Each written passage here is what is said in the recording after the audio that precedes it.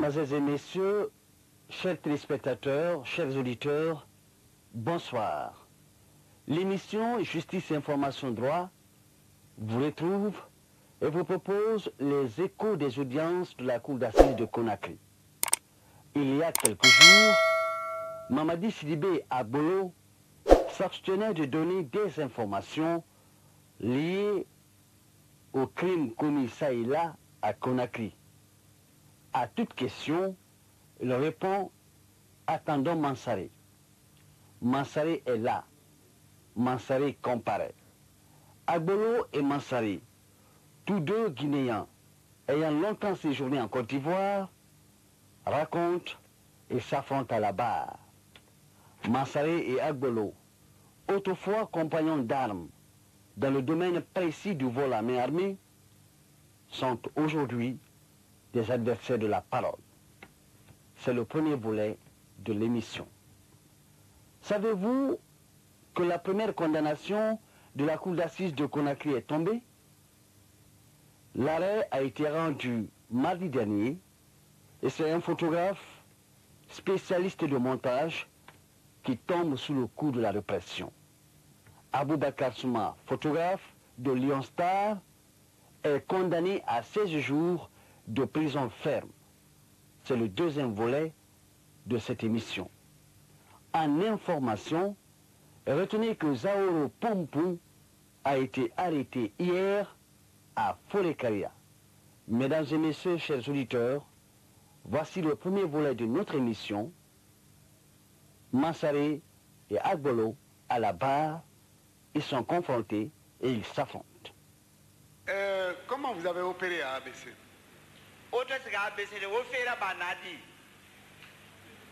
Quand on a sauté la cour, on est rentré dedans. Mais vous ne saviez pas qu'il y avait des gardiens là-bas? Si. Donc c'était pas la première fois que vous veniez là-bas? C'était la première fois. Et vous saviez qu'il y avait des gardiens? Quand on les a trouvés là-bas. Hein?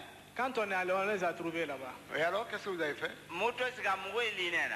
C'est ensuite qu'on les a effrayés, on les a attachés. Ils dormaient? Non, il y avait un qui était assis, il lisait. Et vous les avez... Comment vous avez fait pour les maîtriser? Ils ont été effrayés. Effrayés par quoi? J'avais déjà dit un pistolet. Vous aviez un pistolet. Est-ce que quelqu'un est sorti de la maison? Non. Pourtant, il y a une femme qui a été blessée là-bas.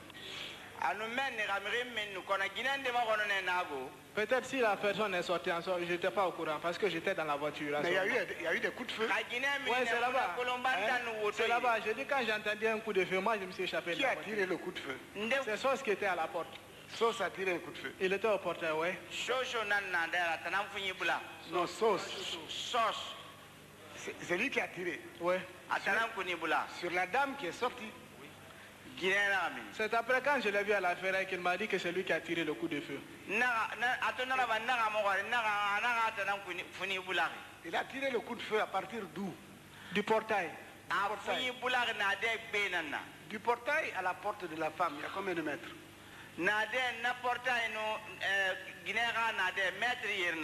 C'est un peu distant. Un peu distant, c'est-à-dire combien de mètres? Disons 50 mètres. 50 mètres. Par conséquent, il pouvait facilement atteindre la cible.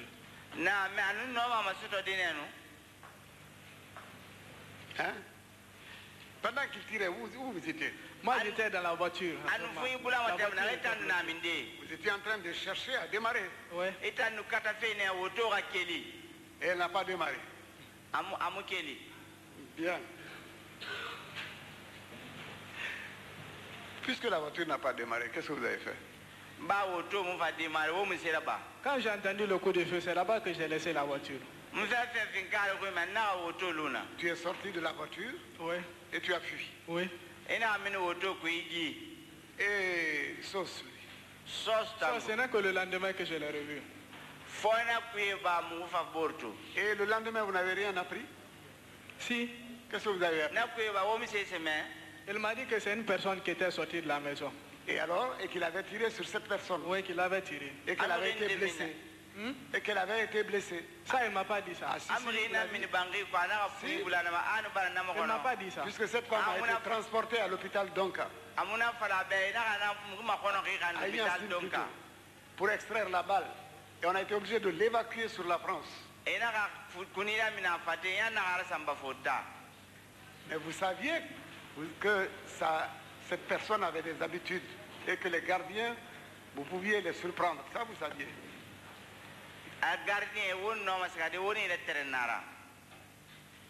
C'est vrai, c'est pas vrai? Ça, je ne sais pas. Bon, de toutes les façons, vous étiez là-bas.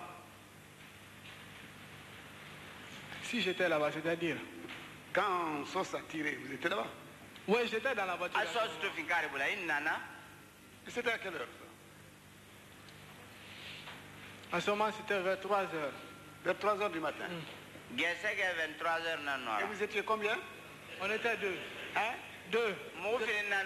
Et seulement 2. Et les gardiens, vous les avez laissés ligoter? Oui. Bien. Merci, Monsieur le Président. Bien, merci. Oui, Maître Makati. Monsieur Mansari. Silence dans la salle, s'il vous plaît. Silence.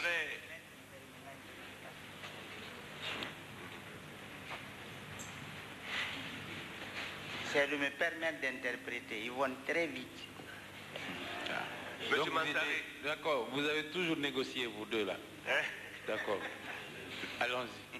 Monsieur Mansari, je voudrais poser quelques questions. Vous posez quelques questions. Monsieur Mansari, je vais parler d'abord de vous. Je voudrais que nous parlions de votre séjour en Côte d'Ivoire.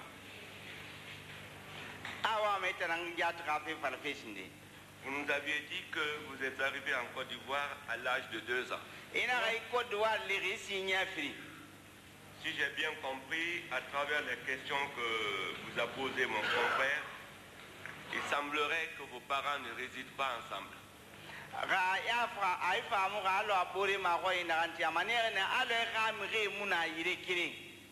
Ils étaient ensemble. Jusqu'à l'heure actuelle. Oui, jusqu'à présent. Mais c'est que mon père travaille dans une société et la société a changé de position. Est-ce que vous pouvez nous dire pourquoi vous avez abandonné vos études?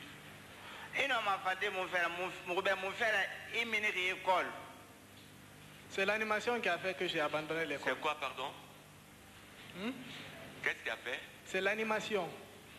L'animation. Animation C'est-à-dire, je ne comprends pas quelle sorte d'animation.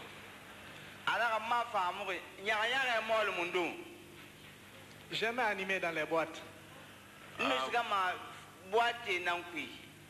ça vous rapportait? Un peu, ouais. Ça vous suffisait pour vivre en Côte d'Ivoire? Vous étiez content de ces animations-là? Un peu d'argent? L'animation m'intéresse de nature. Mais pourquoi alors vous avez abandonné ces animations pour venir en Guinée? Même quand je suis venu ici, c'est ça que j'ai continué. Non, la question est simple. Pourquoi vous avez abandonné ces animations pour venir en Guinée?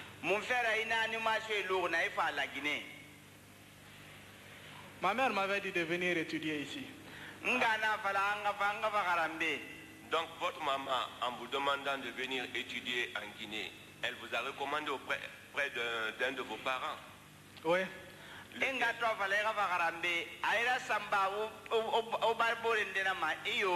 Lequel? Une tante. Une tante. Pourquoi vous avez quitté chez cette dernière? D'abord, je suivais l'animation. Après, j'ai commencé à travailler aussi à Bonagui comme manutentionnaire. C'est elle qui vous a chassé?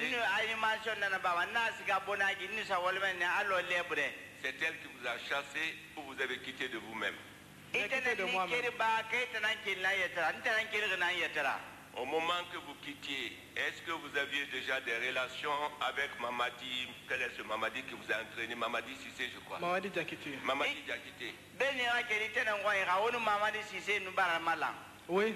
Oui. C'est grâce à Mamadi que vous avez quitté vos parents. Non. Maintenant, vous nous avez dit que vous logiez au bloc, je crois. Oui. Qu'est-ce qui vous a fait quitter ce bloc? Pourquoi vous avez quitté là-bas? Là-bas, je ne passais pas tout le temps parce que je travaille à Bonagui. Je Oui, venais mais- de temps en temps saluer et quitter. Donc il n'y a pas eu d'incident entre vous et les gens du bloc. Vous êtes quitté de vous-même sans incident. Si j'avais eu un problème là-bas. Il n'y a pas eu d'incident. Si j'avais eu un problème là-bas. Quel est ce problème que vous avez eu avec les voisins ou avec une famille quelconque? Hein? Avec une famille. Avec une famille. Ces incidents portaient sur quoi?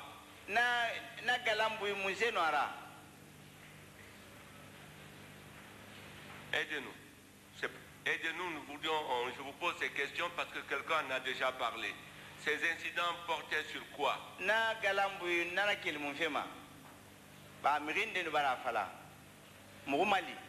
J'ai été frappé là-bas. Vous avez été frappé, pourquoi? J'étais allé chercher des pare-brises. Donc ces incidents ne portent pas sur les affaires de rafale ou de coups de fusil, rien du tout. Ça porte sur le vol de pare-brise. Vous en êtes sûr? Oui. Maintenant, tout à l'heure, je m'attendais toujours à un fusil, à un PMAK, comment on appelle, PMAK, mais vous venez de nous mettre dans un embarras, vous avez parlé de 2 PMAK.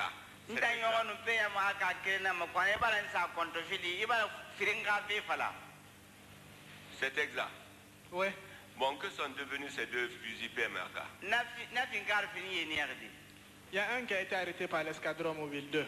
Et le 3. second? Le second, c'est Mohamed qui l'a détient. Vous avez déposé ça déjà? Ça appartient à Mohamed Sissé. Non, vous venez de dire que c'est vous-même qui le détenez. Où il est actuellement?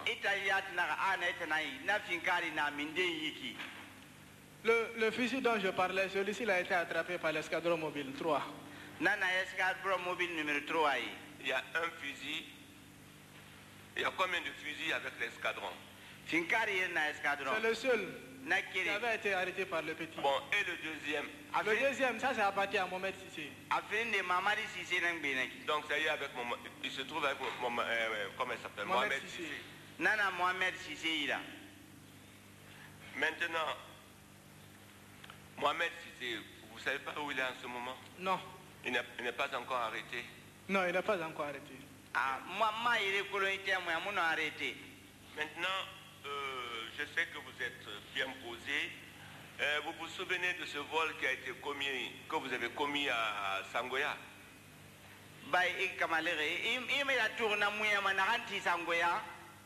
À propos de poste téléviseur. Vous en avez parlé tout à l'heure. Vous n'avez pas commis de vol à Sangoya? Sangoya, les pare-brises, ouais. Pas de poste téléviseur? Réfléchissez, si vous l'avez fait, vous me dites que vous l'avez fait. Si vous ne l'avez pas fait, je ne vous oblige pas à dire ce que vous n'aviez pas fait.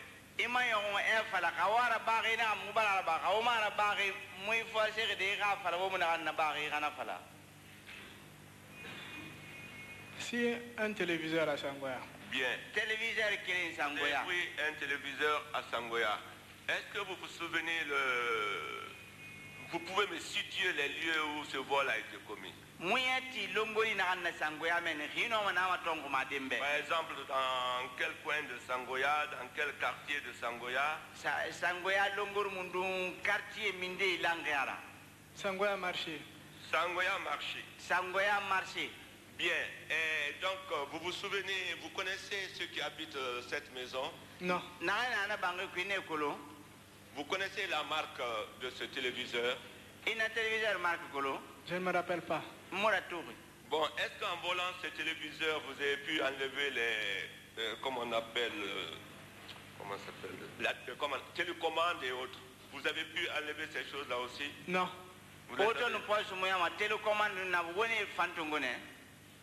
Non, Adi.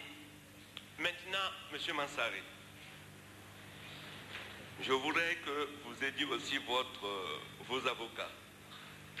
Vous avez volé, il est vrai. Hein? Vous avez volé, il est vrai. Vous n'avez pas tué quelqu'un, il est vrai.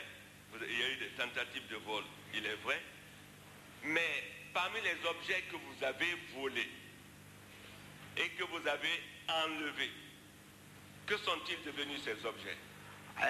Monsieur Mansari, non dinara inara ibara muyati, non dinara imu fakati, non dinara inuwane muyati fe. Mais ya kwa siwa makulufene woise na re muyari ena ne nierdi. Ils ont été revendus. Et matirne. Est-ce que vous avez un revendeur, vous avez quelqu'un, par exemple, qui est chargé du blanchiment, pardon, du placement de vos vols? Aka mrinde na weira, wona se muyenaki, naga ematima obe. Pour le téléviseur, c'est à Télé que j'avais remis. À qui? Télé. C'est qui Télé? Télé. C'est qui Télé? Elle habite la SIG.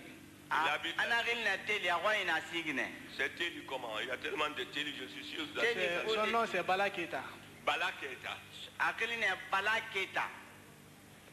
C'est à lui que vous avez remis les choses, comme on appelle le téléviseur.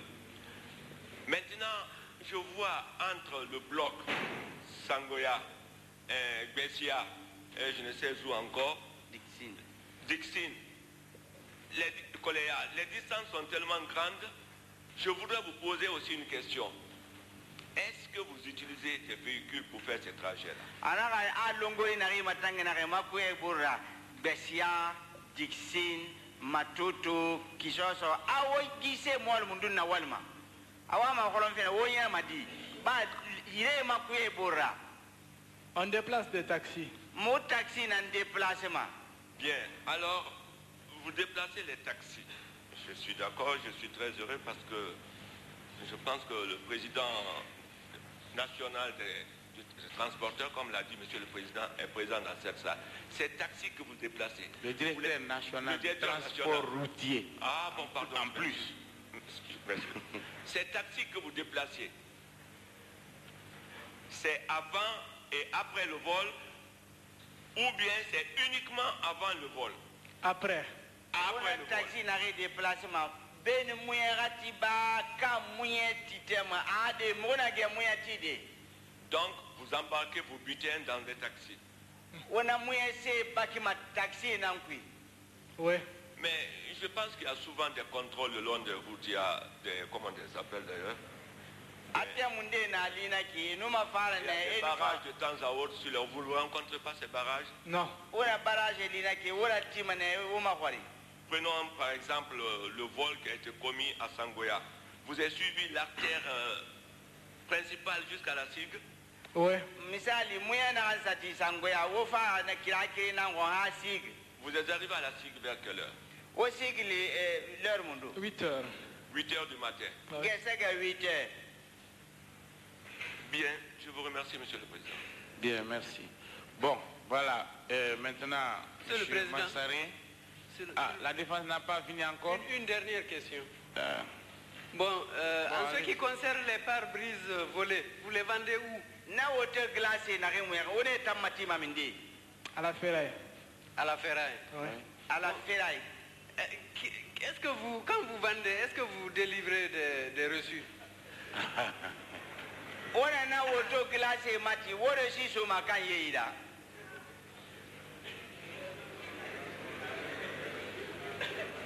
Vous délivrez le reçu à quelqu'un qui a acheté un pare-brise? Non, c'est à Vieux qu'on remettait. C'est à qui? Vieux. À Vieux. Oui. Donc c'est pas vous-même qui revendiez. Mais si personne n'achetait ce qu'il y a à la ferraille, est-ce que vous alliez voler?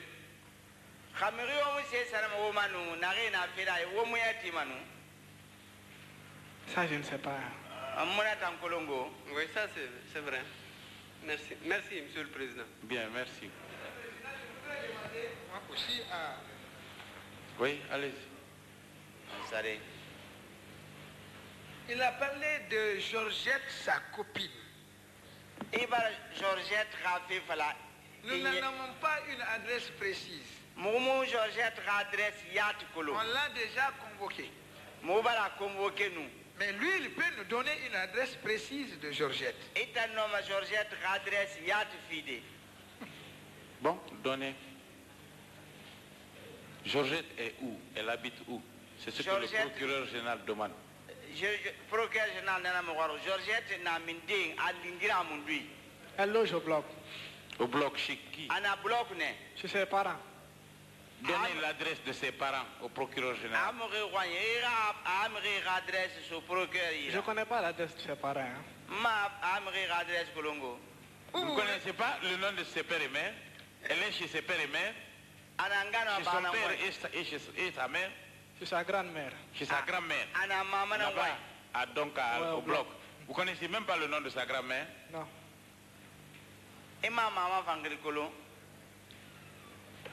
Bon, on trouvera tout à l'heure une solution. Bon, Monsieur Mazaré, tout à l'heure, votre avocat vous a posé une question. Vous savez, vous avez des avocats très astucieux là.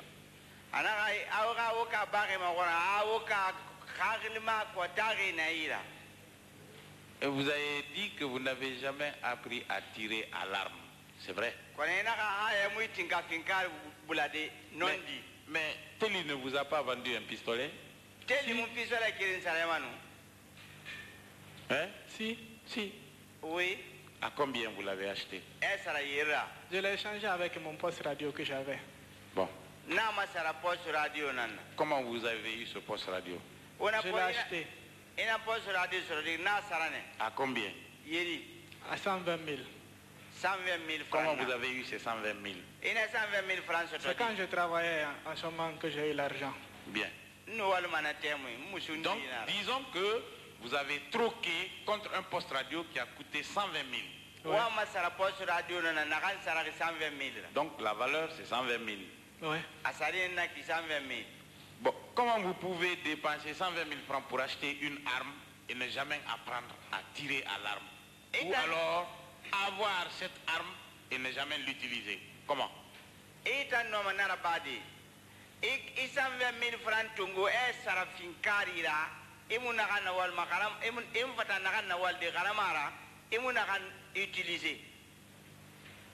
Donc, vous savez tirer à l'arme, vous avez appris. Non, je n'ai pas appris. La cour appréciera. Donc, vous avez acheté pour donner à ceux qui savent tirer. Non. Non. Pourquoi vous l'avez acheté alors? Mon frère est pas salarié.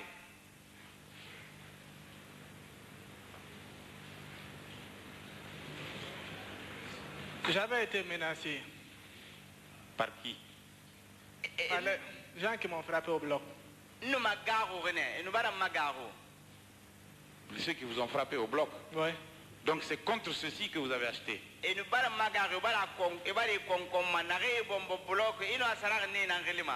N'est-ce pas? Non, entre nous. Allez-y. N'est-ce pas? N'est-ce pas? Oui. Parmi ces personnes, est-ce qu'il n'y avait pas Sori Kouyaté? Balade? Non. Non. Bon, d'accord. On verra bien. Je vous demande, vous avez travaillé à Bonagui pendant combien de temps? Disons 1 an. Bon, pendant 1 an, qu'est-ce que vous avez fait pour être licencié ou bien vous avez quitté, vous avez démissionné? C'est quand j'ai été entraîné dans ce truc-là que j'ai abandonné là-bas.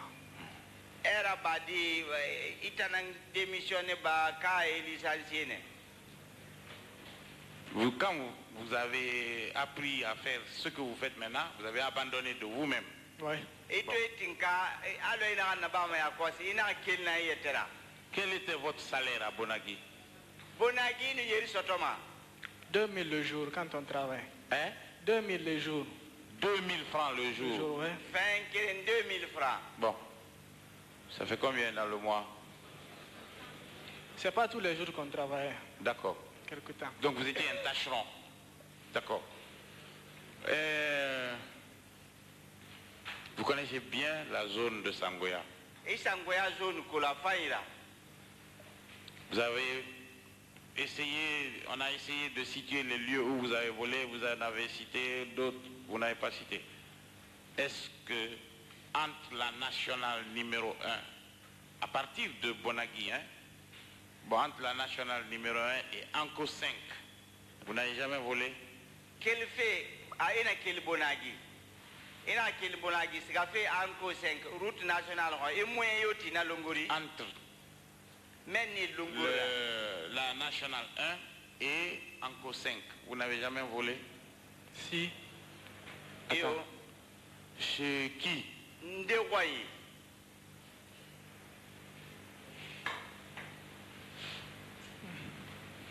Chez qui? Ndewayi. Je ne connais pas le propriétaire de la tour. Mona Kolo. Donc c'est sur la nouvelle route là qui part du rond-point, enfin du carrefour où il y a la pharmacie Kouyaté, pour la cité Anko 5. Sur la route là, la bretelle là, c'est la T3, ou en tout cas une transversale.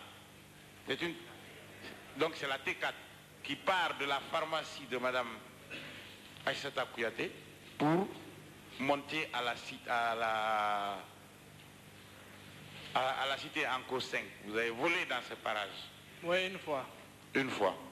Quel fait n'a fait? Chez qui? Chez qui? Vous connaissez bien la zone? Chez qui? Dites-le. Dites-le.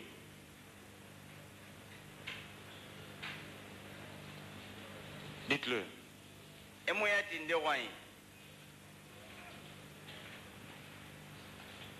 C'est... Ça, j'avais eu le problème. C'est après ça que j'ai su que c'était chez le directeur de Bonagui. Chez le directeur de Bonagui? Oui. Comment il s'appelle? Directeur de Bonagui, Monsieur Doumbouya. Monsieur Doumbouya. Doumbouya comment? Doumbouya, monsieur. Bob. Bob. Bob. C'était qui Doumbouya? Bob Doumbouya, c'était qui? N'est-ce pas? Bob Setigui Doumbouya. Bob Siriki Doumbouya. Setigui. Je ne connais pas le nom Setigui là. Ah bon, donc c'est Bob Doumbouya. Il est directeur à Bonagui. Oui. Bob Doumbouya, directeur à Bonagui. Bon, qu'est-ce que vous avez volé chez lui? Une chaîne. Une chaîne de radio. Une chaîne de radio. Chaîne de musique. Chaîne de musique. Chaîne de musique. Oui. Où est la chaîne? Elle lui a été restituée. Hein? Elle lui a été restituée. Bon. Qui lui a restitué ça? C'est la gendarmerie de Yimba. Bon. Yimba gendarmerie Narabilama. Bon. Il y a eu d'autres choses dans ces parages-là qui vont être claires. Parce que vous avez parlé, vous avez dit beaucoup de vérités, mais il y a des choses qui sont encore cachées, qui seront claires lorsque Chocho sera à cette barre. Tout sera clair. Je n'ai jamais travaillé avec Chocho là-bas. Ouais, non, pas là-bas. Bon, de toute façon. Bon.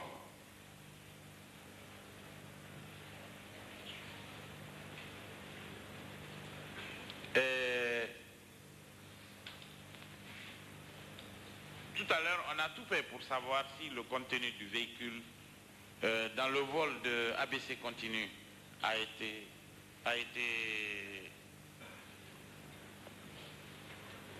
emporté ou pas, ou alors ce que c'est devenu. Bon. Alors, il y a quoi ce mot c'est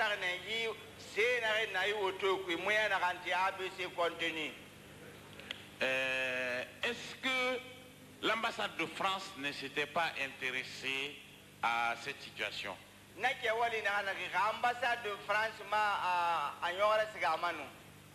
Je n'étais pas au courant de ça.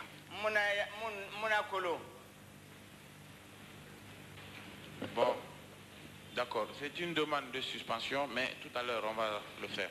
Bon, mais nous continuons d'abord. L'ambassade de France ne s'est pas intéressée à ça. Ambassade de France Je ne sais pas. Non, je ne sais pas. Bon, nous souhaiterions que le ministère public s'intéresse à cette affaire au niveau de l'ambassade de France pour savoir si certains messieurs Pellegrin de l'ambassade de France, monsieur Pellegrin, hein? Oui, Pellegrin de l'ambassade de France ne s'est pas intéressé à cette affaire. Si il a récupéré les objets, si il les a rendus à leurs propriétaires, et si les autorités de police guinéennes ont été informées, le ministère public va se charger de cela.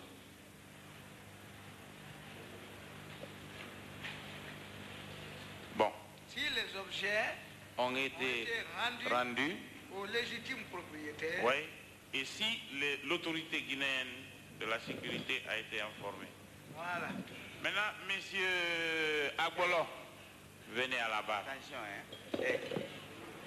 On ne va pas tarder maintenant. Les faits sont très clairs, on vous l'avait dit.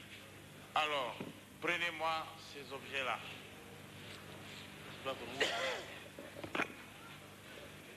Est-ce que vous reconnaissez que ce sont vos instruments? Si c'est vos instruments de travail? Non. Je vous dis de faire attention. Mansaré. À Mansaré, je pose la question. Oui. Bon. Mettez ici. Vous les utilisiez avec qui? Mettez là-haut, là-bas. Vous les utilisiez avec qui? Ceux-ci-là, je les utilisais seuls. Et avec Agbolo, comment vous avez fait pour rentrer? Si vous voulez enlever les un à un, vous leur donnez. Avec Agbolo, comment vous faisiez pour rentrer dans les maisons? Les outils qui étaient là-bas, il les avait tous pris dans le sac.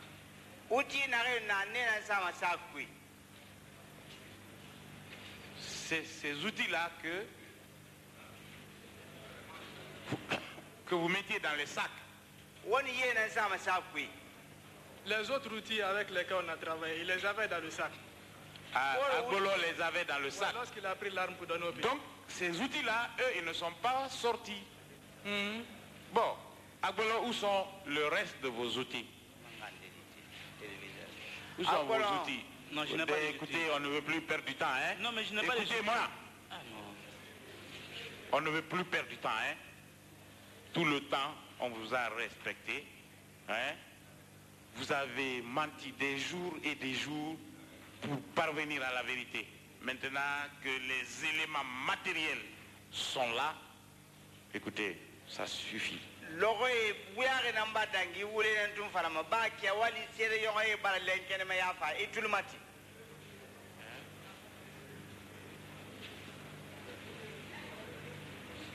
Bon, où sont les objets, vos outils, vos instruments dont Mansaré parle, où ils sont? Moi, je n'ai pas vu de justice. Mansaré, est-ce que vous maintenez qu'il avait ces outils dans un sac? Oui. Dites-le, c'est pas des mimiques. Oui. Bon, c'était composé de quoi et de quoi? Mansaré. Il y avait dans le sac un PMAK. Un PMAK. Ensuite, 2 tournevis. 2 tournevis. Pince et couteau. Bon, on a parlé de l'arme ici.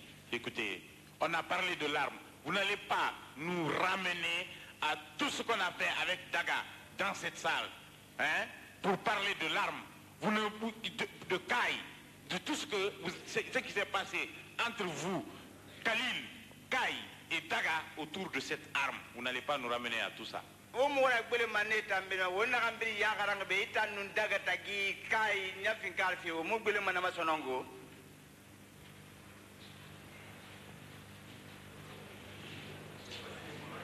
Et ça, c'était avant l'arrivée de Mansaré.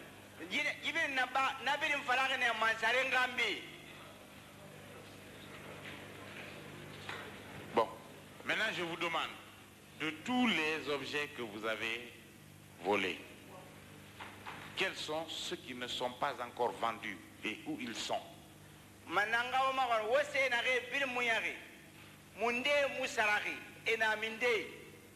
D'après ce que je sais, ceux-ci-là ont été vendus. Hein. Tout. Ouais. Est-ce que vous connaissez les receleurs? Oui. Bon, si. Oui. À qui j'ai donné? Vieux. Avec moi, on n'a pas gagné d'objet. Vous n'avez pas gagné d'objets, on parle de téléviseur, on parle Mais de... il n'était pas avec moi. On parle de téléviseur et quoi? Il n'était pas avec moi. Et vous, quelle est l'opération que vous avez réussi? C'est ça, il dit, Chocho a pris les télévisions avec 2 postes là. Bon. Alors dites que c'est avec Chocho. C'est-à-dire, vous avez le virus du mensonge.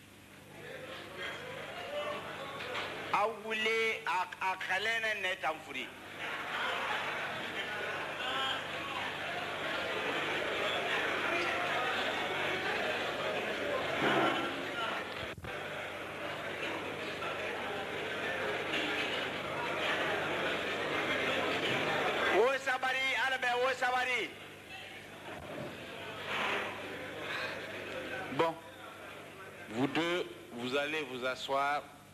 Le ministère public demande une suspension de procédure, de séance, pour les questions de procédure soulevées tout à l'heure, pour voir ce qui est déjà fait, afin que dès maintenant, les avocats puissent être satisfaits. Nous souhaitons que ça ne puisse pas excéder les 15 minutes. Asseyez-vous. Bon, l'audience de la Cour est suspendue, elle reprendra dans 15 minutes. C'est le procès du photographe Aboubakar Souma. Aboubakar Souma a initié un montage dans lequel on retrouve la figure de Ibrahima Khalil Silla, le général défunt, celle de mademoiselle Fatoumata Kamara, aujourd'hui accusée à la barre, et la troisième image, c'est celle de Ben Malifa Baldé. Un montage jugé illégal, réprimé, et le photographe répond. Monsieur le Président, oui. Avant l'ouverture des débats, oui. La défense voudrait faire une petite observation. Oui, allez-y. Oui, Monsieur le Président, on voudrait demander à Maître Sow de nous lire les dispositions contenues dans la loi de presse. Oui, allez-y. Parce que nous avons assisté tout à l'heure à quelque chose d'extrêmement grave.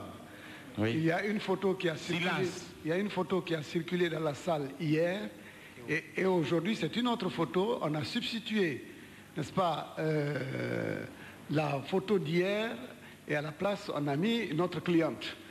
Et c'est extrêmement grave compte tenu du fait que donnez-moi ça. Notre cliente est jusqu'à présent présumée innocente. Oui, donnez-moi ça. Alors, on fait les deux, Monsieur le Président. S'il vous plaît, je voudrais voir. Alors, s'il vous plaît. Hein? Bon. S'il vous plaît. Bon, alors, ramenez le photographe là. Oui, donnez. Donnez, donnez.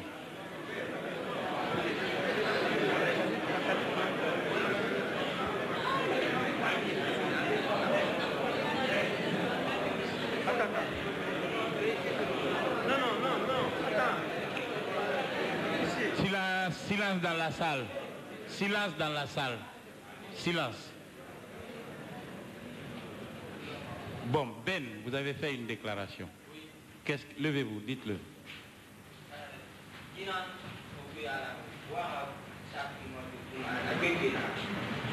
Bon, donnez les photos là. Donnez les photos là.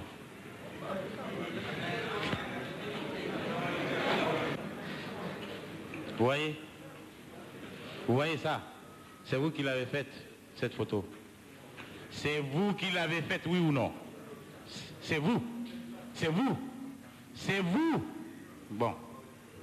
1, 2, 3, 4, 5, 6, 7, 8, 9, 10, 11, 12, 13, 14, 15, 16.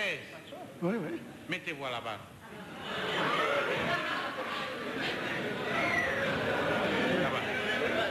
À la barre. Silence.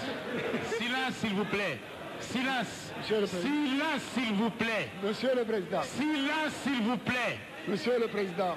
Silence, s'il vous plaît. Silence, s'il vous plaît. Silence, s'il vous plaît. Maître, prêtez-nous la loi sur la presse. Bon, monsieur le procureur général, le constat est très simple. Alors, vous avez vu ce qui s'est passé dans cette salle. Hier, pour les besoins de l'enquête, une photo où il y avait Khalil Silla, Ben Malifa et une jeune fille, autre que Fatoumata Kamara, a été donnée à Ben pour qu'il la regarde parce que c'est un élément de conviction. Mais on a bel et bien précisé sous le contrôle de ses avocats. Donc, tout ce qui se passe dans cette salle est filmé. La RTG a filmé, c'était suffisant. Maintenant, ce nombre de photos que je viens de découvrir a été fait par ce monsieur, il dit qu'il le reconnaît.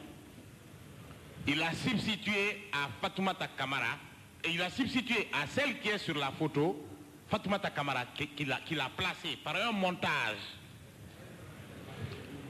Fatoumata Kamara est donc placée entre Khalil et Ben. Donc, nous pensons qu'il y a lieu de faire application des dispositions de l'article 227 du Code de procédure pénale. Donc, Monsieur le Président. Et de la loi sur la presse. Oui. Monsieur le Président. Oui.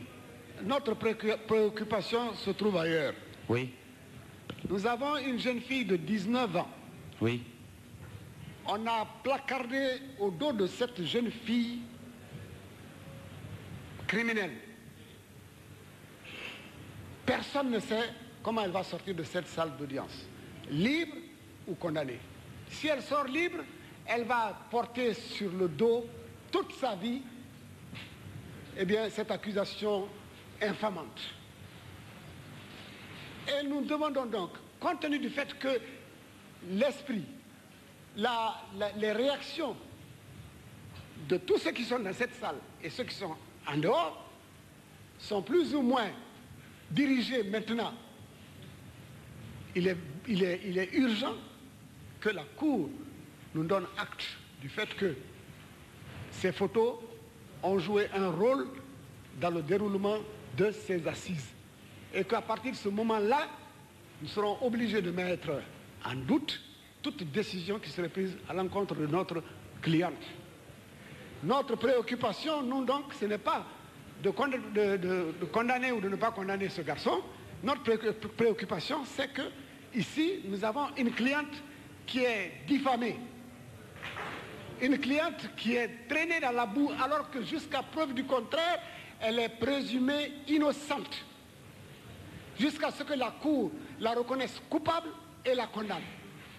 Nous ne sommes pas encore là, nous sommes très loin de là. Par conséquent... Voilà maintenant. Voilà. Par conséquent... Voilà. Oui, oui, d'accord. D'accord. Silence. Silence. Silence dans la salle. La Cour prend acte Monsieur le Président, de vos inquiétudes et l'examinera. Nous serions très heureux, Monsieur le Président, Silence. de savoir que la Silence dans la salle. Silence. Silence. Que la Cour prenne vraiment acte de cette situation et que la Cour nous permette également de nous entretenir avec notre cliente qui, nous sommes convaincus, se trouve dans un état d'âme extrêmement pénible. Monsieur le Président, voilà, c'est une jeune fille de 19 ans, ne l'oublions pas. Et que les gens ici sachent que ce qui lui est arrivé peut arriver à n'importe qui. Ça peut arriver dans n'importe quelle famille. Oui, on verra bien ça. Voilà. Monsieur le Président... Ne perdons pas du temps sur ça. Pas, franchement, on a encore à faire. Je veux vous... C'est dans le même sens. Oui. S'il vous plaît. Oui. Lorsque vous avez demandé hier à ce qu'on montre la photo à Malifa, oui. Nous n'avons pas cru devoir élever des protestations par respect pour vous, étant donné qu'il y avait déjà eu un incident. Nous ne voulions pas que toute la journée soit une journée d'incident. Mais en réalité, nous étions formellement opposés à notre âme et conscience. Mais il fallait le dire, avec moi il n'y aurait pas eu d'incident. Si. Mais c'est un moyen. Voilà. Pourquoi nous vous disons pourquoi nous étions opposés. C'est en vertu de la loi sur la liberté de la presse. Elle a le droit, tous les prévenus, ce n'est pas Fatoumata Camara seulement, tous les prévenus qui sont là ont le droit à l'image. C'est-à-dire que personne ne peut être photographié sans son consentement. C'est ça la règle, c'est ça que, et ça c'est repris même dans la loi fondamentale, le droit à l'image. D'accord. Bon, déjà, cela a été largement violé par la RTG, par le fait qu'elle soit autorisée à... disons, ça n'a pas été violé par la RTG, mais la Cour a passé outre ces dispositions légales en autorisant la RTG à transmettre, à enregistrer ces choses-là. Ça, c'est votre droit aussi. Mais il y a l'impact de cela dans la population et dans le public qui est visé. Ça, il faut savoir que pour toujours, cette étiquette de bandits de grand chemin sera étayée sur le dos des personnes qui sortiront peut-être indemnes de ce procès, qui seront peut-être déclarées innocentes. Et ça, personne ne pourra réparer ça. Ce n'est pas la RTG qui va réparer ce préjudice-là. C'est pourquoi, dès maintenant, nous vous demandons, Monsieur le Président, de réglementer strictement, au strict minimum, pour le besoin de l'information du public, les enregistrements et les photographies. Bon, écoutez, on va gagner en temps. Voilà. Ce que vous avez dit est fondamental. Je réponds. D'abord, je voudrais que vous sachiez que la règle est que les images et les sons recueillis dans une salle d'audience sont interdites. C'est ça le principe. Mais le même principe, je vous envoie à la loi organique sur la presse. Je n'ai pas en tête l'article. Bon, qui dit que, sauf autorisation du président de la juridiction. Oui, parfaitement. Au départ, nous, à la Cour d'appel, nous n'étions pas d'accord que cette audience passe sur les antennes de la télévision. Nous n'étions pas d'accord. La demande a été formulée. Nous n'étions pas d'accord. Mais lorsqu'elle est devenue pressante, puisque la loi le permet, non, j'ai dit, écoutez, ne vous énorgueillissez pas de ce que je dis. Lorsqu'elle est devenue pressante par les demandes du public et de tout le monde, puisque la loi le permet, nous avons tenu une réunion à la Cour. La loi permet que le président de la juridiction autorise que on est d'accord. Les images, les sons soient recueillis. La loi le permet. Ce n'est pas du tout interdit. C'est donc en vertu de cette disposition que j'ai personnellement, à ma qualité de premier président de la Cour d'appel, accepté que ces assises soient filmées. D'abord, nous, on se demandait, en couvrant toute la session, ce que ça peut coûter à la RTG. Exactement.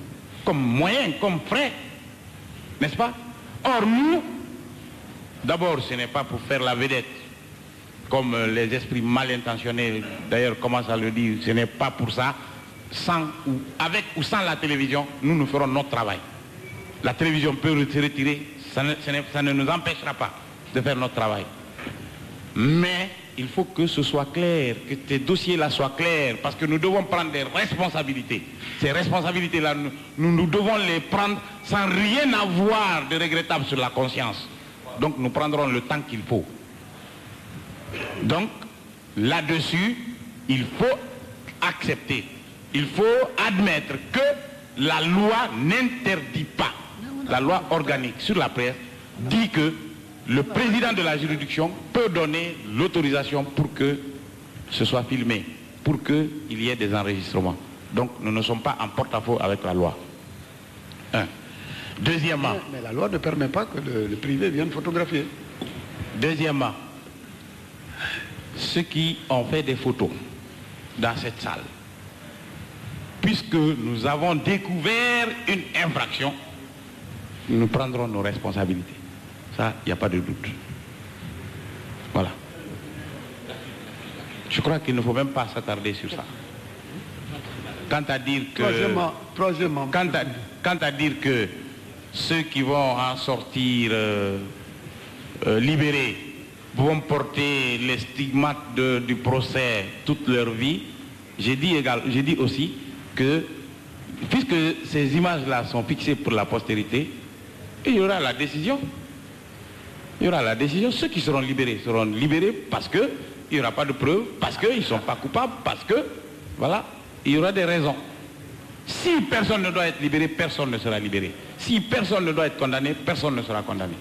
Voilà. Bien, Monsieur le Président, c'est très bien, nous sommes très heureux d'entendre tout cela, mais oui, nous disons quand même, nous persistons à penser que une décision devrait être prise en ce qui concerne cette jeune fille. Non, écoutez, moi je pense qu'il ne faut pas mélanger ces deux choses. C'est très important, Monsieur le Président. Pour l'instant, Fatoumata Camara, comme n'importe quel de ces accusés, est dans les liens de la prévention.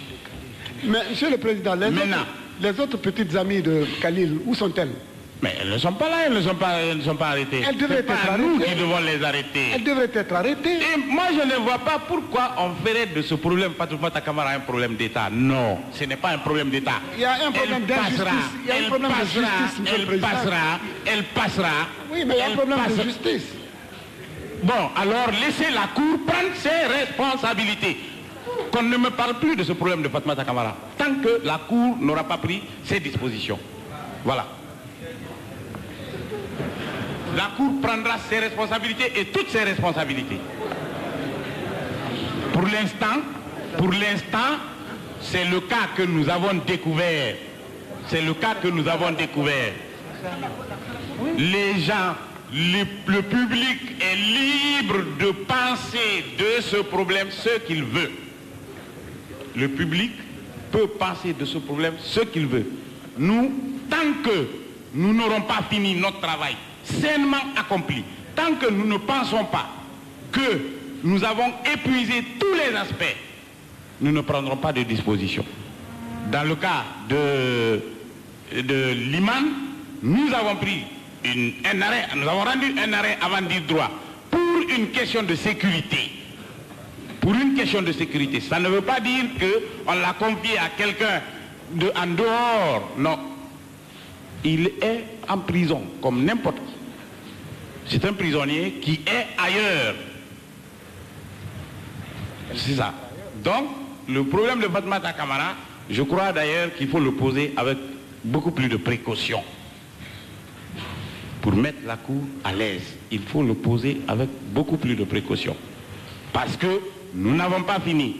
Demain, que nous libérions cette fille aujourd'hui et que demain il y ait des révélations pour qui nous allons passer. Elle est là, qu'on ne se presse pas. Si elle est coupable, On l'a dit à l'ouverture de cette session. Aucun coupable ne sera condamné. Aucun innocent ne sera condamné, mais aucun coupable n'échappera. C'est un serment.